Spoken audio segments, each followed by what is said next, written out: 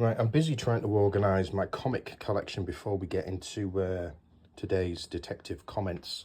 But at last count, I'll share it on the screen when I'm putting this together. But I've scanned so far on a, I like being so organised. Everything has to be organised and catalogued and scanned. So I have an app that scans all my comics. It gives me prices and issues and if I'm missing any and orders and yada, yada, yada. But I think I've got over 6,000 and I haven't finished scanning them yet. And I think the ones that I've scanned so far total about $60,000. So what, 55 grand in UK money. And I'm busy reboxing them and cataloguing them, and we've printed some really cool, I say we, Kelly. See, I've got a comic full of more that I'm cataloguing, and I've got them over here, and the loft has got like 9 boxes full as well. Kelly's printed on our 3D printer these fantastic little dividers that go, when you've got a box and a lid on a box, they go inside it. That's not a very good example. There, they go inside it like that, and they still allow you to put the lid on the box. It's a small thing, but it's something that I find quite exciting. So I'm busy trying to work my way through cataloguing all of these, but I think I've got another few thousand to do. So we could be looking at, like, nearly 100 grand's worth of comics, which is insane. That could pay off our mortgage. It's mental when you think that since 1989, which is when I've been collecting them, I've collected that many. It's a good thing that we've got a house big enough to store them all, and I have such a wonderful wife that indulges me in my idiosyncrasy, shall we say. So yeah, anyway, if anyone's, I'm going to be doing a little bit of a piece on the all-in Batman series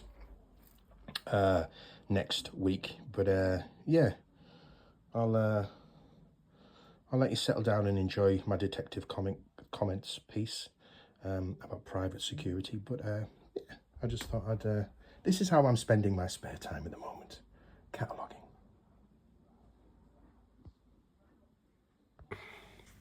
So following on from my Gotham After Dark video last week that touched on the aspects of Absolute Batman #4, this is kind of a companion piece that looks at the rise of corporate private forces, certainly across America and to a lesser extent in the UK.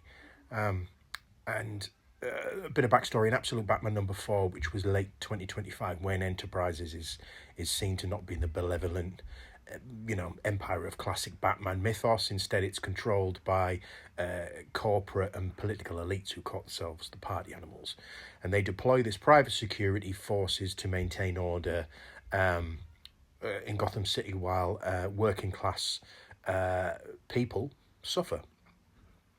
And Bruce Wayne, who's in Absolute Batman's been reimagined as this like middle class civil engineer who built his hulking armor from scrap, and he's challenging this system, as you would imagine, being Bruce Wayne, of this privatized kind of enforcement system that serves the powerful essentially at the expense of the vulnerable. And there's a lot of parallels with the real world even, especially if you watch the news. This fictional portrayal does link very uncomfortably with real world developments, and certainly as we move into 2026, where private military and security service industry has surged amid all this global instability that are always seen on the news, and economic inequality, and certainly rising civil unrest. I mean, we've seen a lot of it in the news. It's not about who was right and who was wrong, but certainly the video footage and reports we hear from Minnesota, there's just civil unrest. You don't necessarily have to get into why it exists, although obviously that is a factor, but nevertheless it exists. And a flashpoint is they're not private security forces because they're government agents, but there's a lot of mistrust between the public and the government agents who are doing this job. But aside from that, there has been a massive explosive growth in the private security market. Global private military and security services in America were valued at around 241 billion last year. And there was projections that in 2026, it could go up to 274 billion. I mean, these are figures that you just can't even get your head around whatsoever. And sources for that are like Market Research Vantage, Market Research, and Customers Market Insights. But this growth is kind of driven by there's a compound growth rate that's averaged between 4 and 7.5% all the way up to 2030, which is only four years away from now. And it's fueled by this kind of demand in high-risk regions, corporate asset protection, and government outsourcing, which we see all the time. There's major players like Constellis, Allied Universal, G4S, providing all these services from protection to crowd control to infrastructure security in unstable areas. I worked with some military personnel in the NHS that used to do private security when they left the army. Now, corporations increasingly hire these firms to safeguard their operations, to manage supply chains, and to respond to protests or labour disputes. And it's this that kind of blurs the line between private interests and public authority. And as a few examples, you've got, Eric Prince and beyond. Eric Prince is one of the most high-profile examples from last year. He's the founder of Blackwater, which you may or may not have heard of. It sounds very clandestine in itself. Later rebranded as Constellis, which I mentioned earlier. And after 2007's massacre in Iraq, where Blackwater were involved, there was 17 civilians killed by contractors. Eric Prince has continued to operate on various ventures. In last year alone, he secured a contract with Haiti's government, transitional government, to deploy hundreds of his contractors, including snipers, intelligence specialists, kind of things, drones, to combat gangs controlling much of Port-au-Prince. Port-au-Prince might be familiar to those of you that have watched Quantum of Solace, because it appears in that James Bond movie with a fantastic boat chase, I might add. And the reports describe that, I think, a 10-year deal that includes lethal operations against gangs, but also restructuring tax collection, raising alarms about sovereignty, accountability, potential human rights abuses, the list goes on. And he brokered a separate agreement with the Democratic Republic of the Congo to secure and tax mineral wealth, like cobalt and copper, which is critical for green energy production. And you see a lot of the issues about these minerals being available in other countries as opposed to ours or the US. Hence, there's a lot of conversations about seizing land, etc., that are always on the news. And critics of Eric Prince have cited human rights groups like the Global Initiative Against Transnational Organised Crime. They warn that the deployments of these kinds of private contractors undermines local institutions, it risks escalating violence, and they kind of operate in legal grey zones with limited oversight. Private security and mercenaries is another word you could say for them. We've seen these things in films and TV all the time. And Eric Prince's history, Blackwater were pardoned under Trump in his first term, actually. Sorry, I've got something on my mouth. It fuels concerns about impunity, which again is a word that we see bandied about a lot on the news at the minute when it comes to the US government and to a lesser extent the UK government.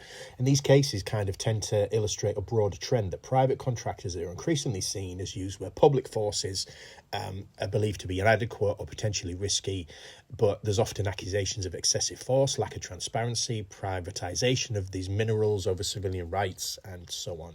Again, we're seeing it all on the news all the time. So, middle of last year and still moving into this year, these private security firms have faced scrutiny because predominantly of civil unrest that is a byproduct of their presence. And while there's a lot of these protests that do remain peaceful, you won't even hear about the violent ones on the news. There's approximately, I believe, some studies said there was only about 10% turn violent.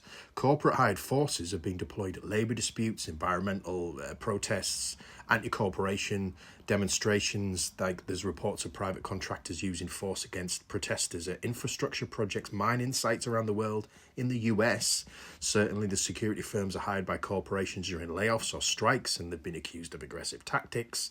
And they echo some of the aspects of Absolute Batman #4's storyline to do with the depiction of elite protected order suppressing dissent.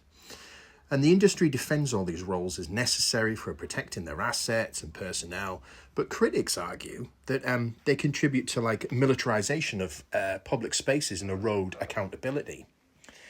And this matters more than ever as we move into 2026 because of all the economic pressures that we face. You know, there's infrastructure issues, inequality, strains, there's geopolitical tensions. God, isn't there geopolitical tensions? And this demand for private security will continue to rise. Yet this growth makes us question when corporations and governments outsource enforcement to private armies, who holds them accountable?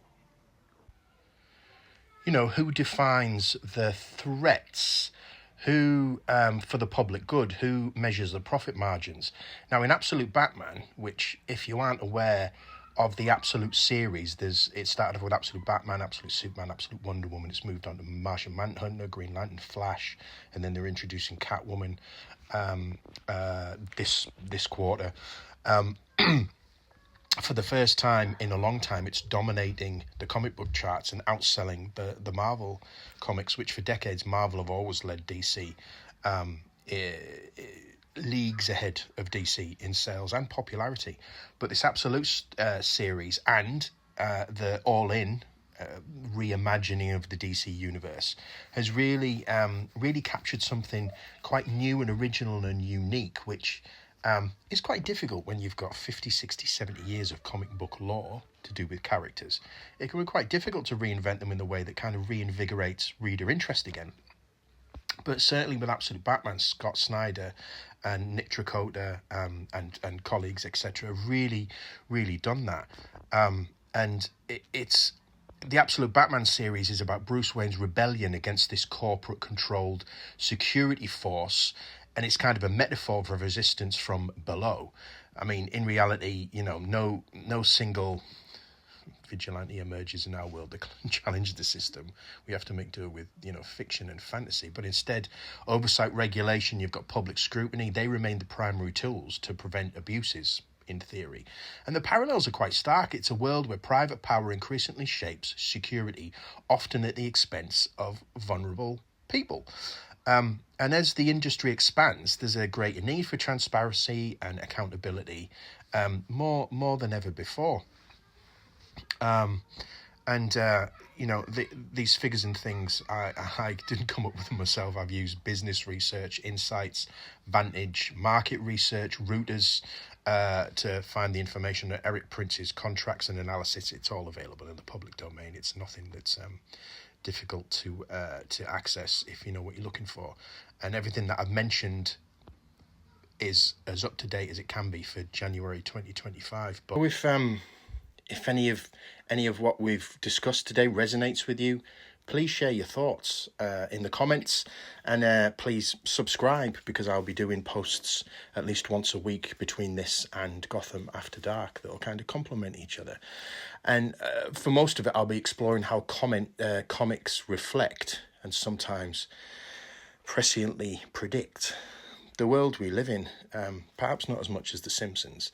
I think The Simpsons, they must have some sort of oracle, because when you look back at decades of Simpsons episodes, the stuff they predicted is like insane.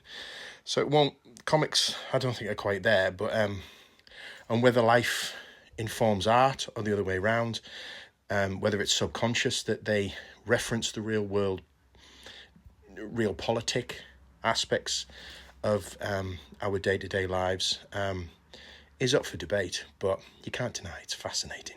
And sometimes it's a quite a palatable way of getting your head around some really complex issues politically. But yeah, anyway, I shall leave you be.